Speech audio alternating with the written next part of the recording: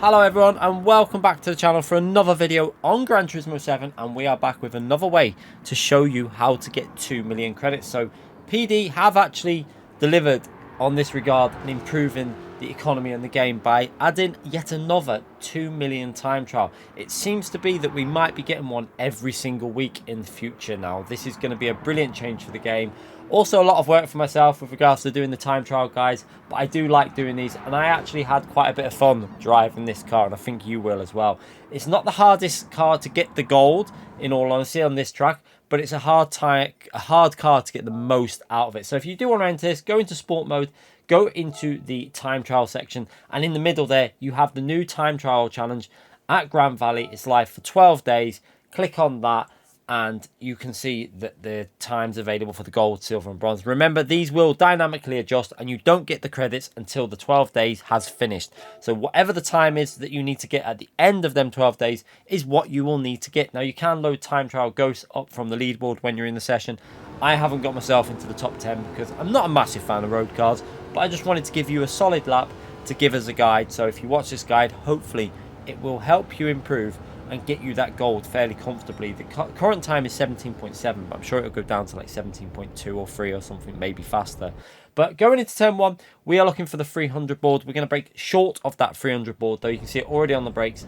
Keep the car slowing down, and we want to turn this in and hold a very narrow apex to this corner. You don't want to run out too wide, so using second gear as we approach the apex, we're going to use that to rotate the car a little bit, then back up to third gear and get that throttle in nice and early. Now you can let the car run wide up to the barrier on the left hand side and push that acceleration all the way down this straight. Now we're going to be very cautious through here. This is a really tricky section. You can use 100 board as a reference, or that second to last one as a reference. I tend to use 100 board and then brake a little bit past it and then just let the car coast a bit. And now this is important. Left hand tire as close to that edge of the track as possible, because you're going to swing this car in and start putting a bit of braking input in to try and rotate it into this next right hand corner. And what you want to do is downshift to third at the right moment just to get that rotation.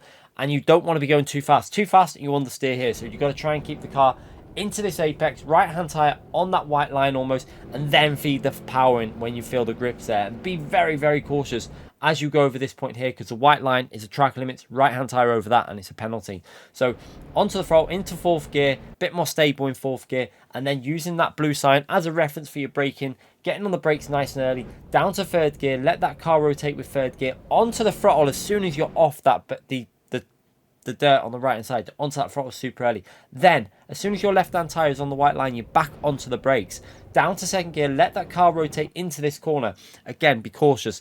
Left hand tire cannot go over this white line. If it does, it's a penalty.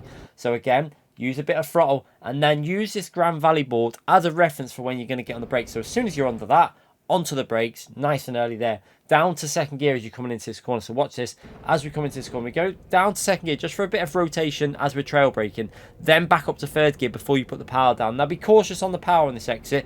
Too much and you will spin it out. It will tend to spin the rears up quite easily if you're a little bit too early on that throttle. Now we're going to be using the 100 board again, but braking past that for this right hand corner. You're actually going to brake a little bit later than the 100 board, so you can see a little bit past it. Then we're getting onto the brakes and we're going to try and rotate this in quite a wide line. You want to take quite a wide line and try and carry the speed in. So into third gear, use the right hand tire up onto the almost onto the edge of the track there, and then just be cautious here using maybe that yellow board as a reference, although I don't use that. I just do this by a visual reference onto the brakes, just to off early enough so that we can get this car rotating. Now this is a very tricky corner. You can see I missed the apex slightly there, got it up to third gear though reasonably okay, and now it's all about hugging this right hand corner. Now dabbing the brake ever so slightly is all about just what you feel the car's doing, whether you're feeling it understeer, oversteer.